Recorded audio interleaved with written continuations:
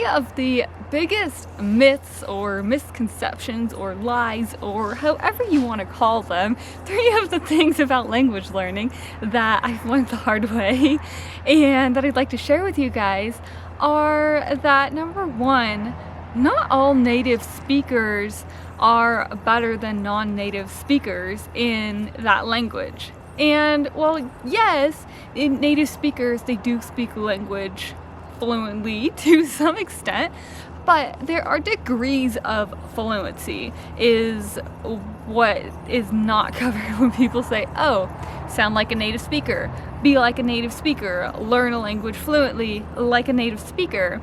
What isn't being assessed here is the fact that not all native speakers are at the same level, and it's possible to speak a language non-natively and have a level that is higher than a native speaker. Not that all of them do, of course there are, there's always exceptions to everything, but it's not the same to just say like, oh, I'm proficient in a language, or oh, I'm a native speaker of a language. They are not always the same, because whether you're a native speaker or a non-native speaker, there are different levels to how well you know that language, and there's also some overlap.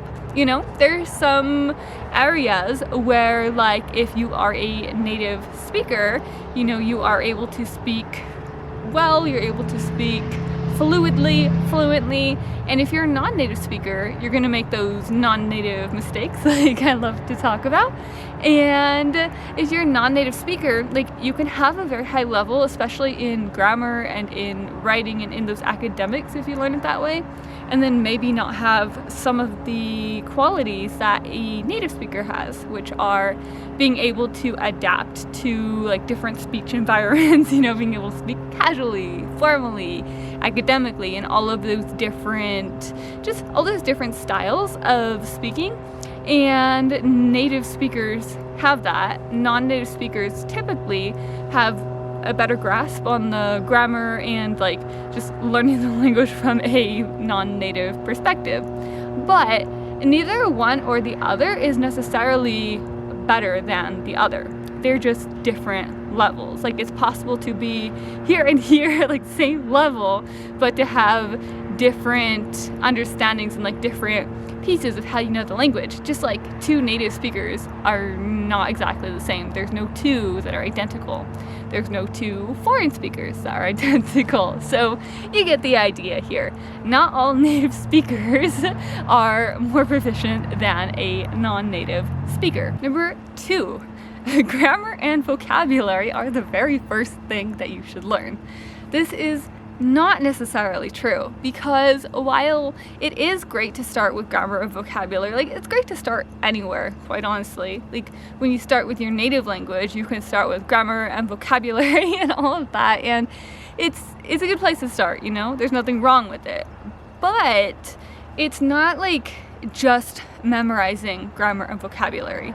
And that's where I think people get confused here, is that it's about reading, writing, speaking, and listening, and those begin at the very, very beginning, from when you're learning the alphabet, when you're learning your first words, any of that. We're not just memorizing words. We're working on how we pronounce words, how we speak, right? So that's the speaking and listening component. And accent here as well. And like in my accent reduction video, you don't have to wait until way later on in the language learning process to start working on your accent reduction. You can start right away. And it's not even like reduction at that point, it's just learning the language, like learning the accent that you desire to have for that language. Like, if it's English, you've got like American English, like my English, you've got British English, you have Australian English, you have all the different Englishes. You have like just anywhere, there's all these different levels. The same with Spanish, or accents and dialects rather. But the same with Spanish is that, there's so many different accents and dialects, and you can learn any of them. You just choose one. And so you can begin that as soon as you start. Just like little kids, when they go to school, there is a bug here. That's what you get when you're outside. just like little kids when they go to school, they start with like pronouncing and they start with vocabulary, but they also start building simple sentences. And they practice writing and reading and speaking and listening and all of those four core skills, even just in their native language. And that starts on day one. It's not like I'm just gonna do vocabulary and just grammar. No, it's all of it starting on day one. You just kind of choose somewhere to jump in to get started, and that's where it can be kind of nice to be like, okay, vocabulary and grammar, but build on that. Like, don't limit yourself to just vocabulary and grammar. There's so many other intricacies to language learning that you could start even just at that very beginning by working on your pronunciation, building simple sentences, journaling, anything where you're using reading, writing, speaking, and listening. And our third one, learn one language at a time. Okay, so I got a lot of thoughts on this one. But the biggest thing is just that we're never finished learning a language. Even my native language, even English, I am always going to be improving in my native language. So from that perspective, you're not going to learn one language at a time because you're still going to be improving in all of your languages as long as you are, committed to developing your skills over your lifetime. And where this comes from, learn one language at a time, is that sometimes people get overwhelmed, and I've been there. I've experienced this, that's how I know. But sometimes it's good to start with just one language, to say like, okay, I'm gonna focus on, like right now, you guys know I'm focused on Mandarin. And that is my one like new language, I guess, that I'm learning. But I'm still learning other languages, and you don't have to study multiple languages. Like, that's not what I'm getting at all. But I do want you guys to know that, like, just because you learn one language doesn't mean that you can finish it and then start another one. Because when you start a language, it's not like something you're just gonna start and then like learn it all and then be done. It doesn't work that way. It's like exercising, you start exercising, you go to the gym, you do karate, you do whatever you do, and then you have to maintain those skills. So where this comes from, to like learn one language at a time, is that it's probably a good idea to do one language, like focus on one new language at a time, but you still have to maintain all of your languages. And that's why my process is a little slower, and it's my process for language learning.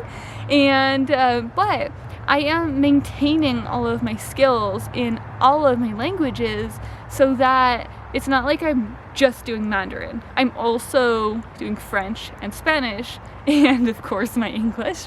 But I have all of these languages, and I have a focus. So that is like my one language, if you will, that I'm learning.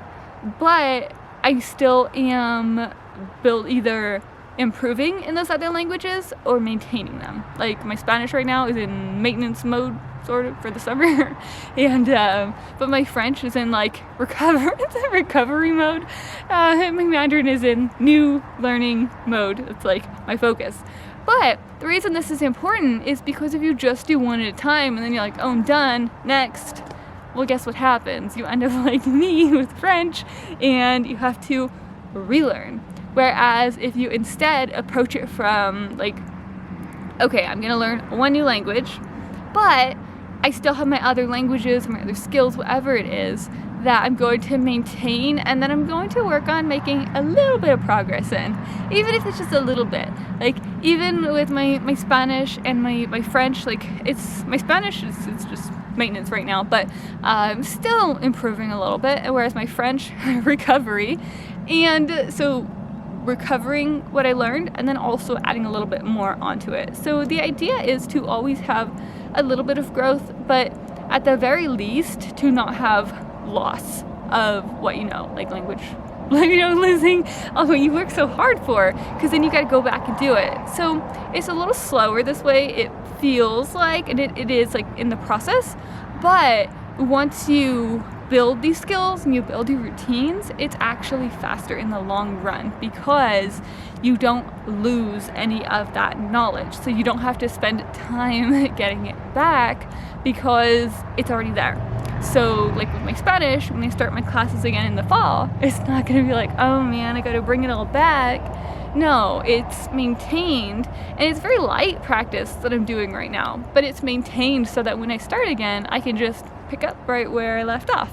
So that's what I really want to get across with learning one language or multiple languages, however you're doing it, is just not to let any of your skills go, even if you have to put them in maintenance mode, because it's a lot easier to maintain a language, even though it's still going to take some time, to dedicate to that, but it's a lot easier to maintain it than it is to go back and relearn it. And then when you want to improve in that, like let's say I'm focusing on my Mandarin right now, and then later I want to go back into my Spanish and I want to just really get further up there, then it's already there. I can just jump right back in and keep going instead of having to go back and relearn, and I don't lose any time there, so it's faster in the long run. But yeah, those are 3 myths or lies or language misconceptions, and let me know what you guys think. And I'm also curious, because these are very personal approaches and opinions about these topics.